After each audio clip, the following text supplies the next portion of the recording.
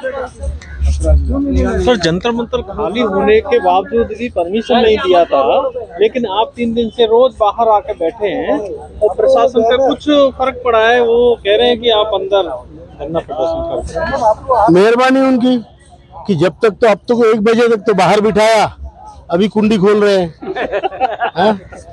आज आंदोलन का सर 10वां दिन, क्या लग रहा है कि क्या होगा? अच्छा होगा, जो होगा बहुत अच्छा होगा।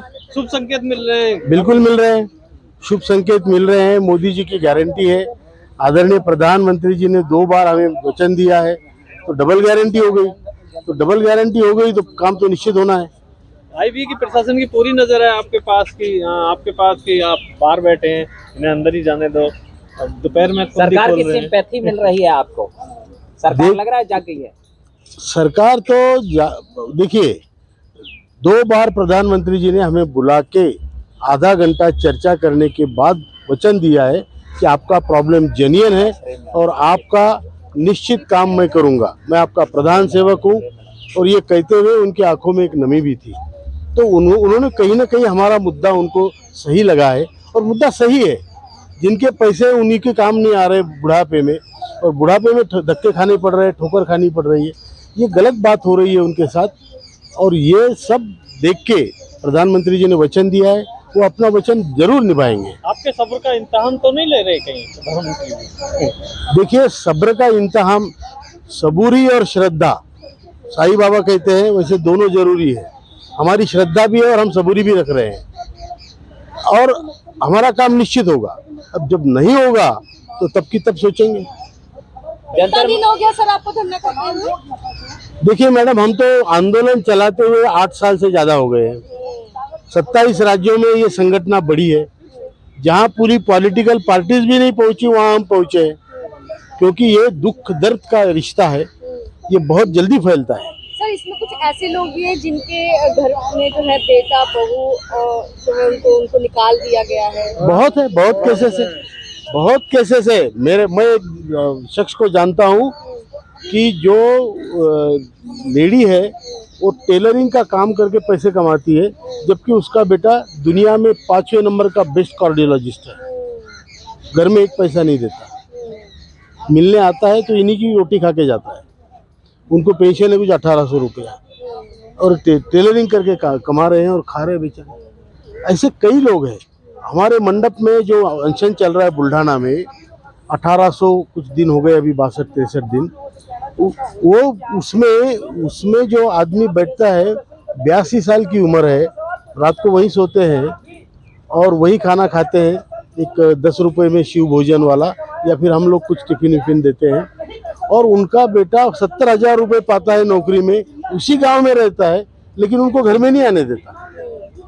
तो ये हालत कई जगह है। आपने जॉब किया था, आप लोगों ने जब सर्विस किया था सरकारी, तो ये माइंड में रहा होगा कि हमें लास्ट में पेंशन मिलेगी। देखिए मैडम, पैसों की बात तो बिल्कुल है, क्योंकि हमने पैसे भरे हैं। सरकारी नौकरी क्यों करता है व्यक्ति? इसीलिए तो करता है। हाँ, नौकरी कोई भी आदमी, सरकारी हो, ये तो प्राइवेट लोग हैं। Private, public sector, semi government, सभी उद्योग क्षेत्र के लोग, media, corporate sector, cooperative sector, PSUs, इसमें काम करने वाले जो लोग हैं, ये सब लोगों ने पैसे भरे हैं। और हर एक के अगर हिसाब किया जाए तो आज के वैल्यूएशन के हिसाब से 20 लाख रुपए सरकार के पास जमा है हर एक के, और उसके एवरेज में वो 20 लाख वापस नहीं मिलते। वो 20 लाख खा गए, वह ऊपर से 20 लाख का ब्याज भी नहीं मिलता। क्या मिलता है? तो किसी को 1000, किसी को 500, किसी को 700। आज 39 लाख लोगों को 1000 या उससे कम पेंशन है। अगर आप बैंक में रखते इतना पैसा तो मुझे 20 लाख भी वापस मिलते हैं, और 20 लाख का आज 15,000 ब्याज मिलता। ये रेशियो है। तो ये 15,000 में मैं जी लेता, और बाद में कम से कम वो 20 लाख के लालच में मेरा बेटा मेरे पैर भी दबा देता। लेकिन वो ये स्कीम में पहले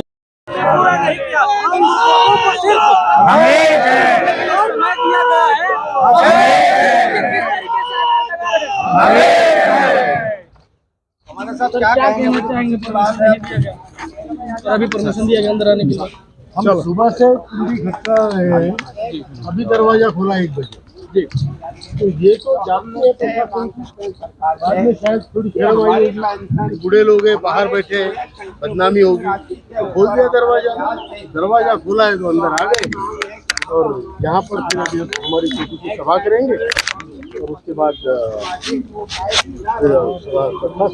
सवाल खड़ा होता जब उनको क्या दिखाना चाहती है प्रशासन, क्या दिखाना चाहती है सरकार? देखिए, उनको लगता है कि इस आंदोलन की हम हवा निकालेंगे। ये ऐसा नहीं है कि इसमें हवा भर रहे हैं आंदोलन में। आंदोलन और बढ़ेगा, जितना जुल्म जोर और जाति होगी उतना आंदोलन बढ़ेगा, पूरे देश में बढ़ेगा। ये ऐसे नहीं हो सकता कि आप अपनी आवाज भी नहीं उठाएंगे। जंतर मंतर बना किस लिए है? आपने एक तो पहले जगह कम कर दी, आप अपनी आवाज भी नहीं उठा सकते। हम अपनी आवाज यहाँ लगाने के लिए आए, गुहार लगाने के लिए आए, लोकतांत्रिक तरीके से कर रहे हैं और हम अपनी बात रखना चाहते हैं जो सच्ची बात है। लेकिन सच्चाई से इनको डर लगता है, तो फिर तो प्रशासन ने, आप तो शांतिपूर्ण तरीके से अपनी मांगों को रख रहे थे, इसके बावजूद भी प्रशासन दोहरा चरित्र अपना रही है। प्रशासन को ये लगता है कि इनको यहाँ पर काफी सारे सांसद आ रहे हैं, अलग अलग पार्टियों से आ रहे हैं, इनको समर्थन प्राप्त हो रहा है, तो इसलिए उन्होंने 2 दिन हमें रोका। लेकिन सच्चाई को आप परेशान कर सकते हैं, हरा नहीं सकते। बिल्कुल सत्य परेशान होता है लेकिन सत्य जीतता है। सर, जिस तरीके से आप लोगों को आज परमिशन मिली, हो सकता है कल के लिए भी आप लोगों को परमिशन ना दी जाए, यही अपनाए उस पर प्रशासन रवैया?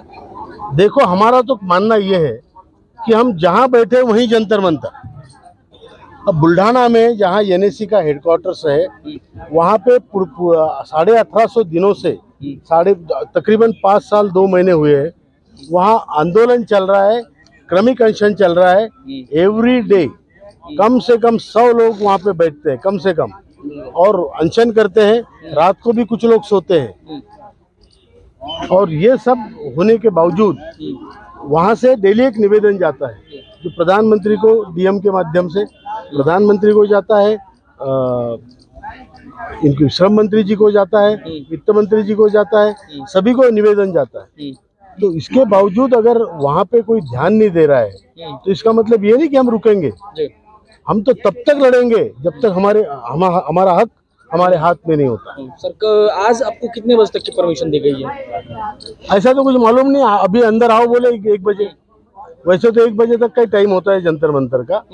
हम 2-3 बजे तक रुकेंगे। ठीक है कमांडर साहब, ठीक है, थैंक यू।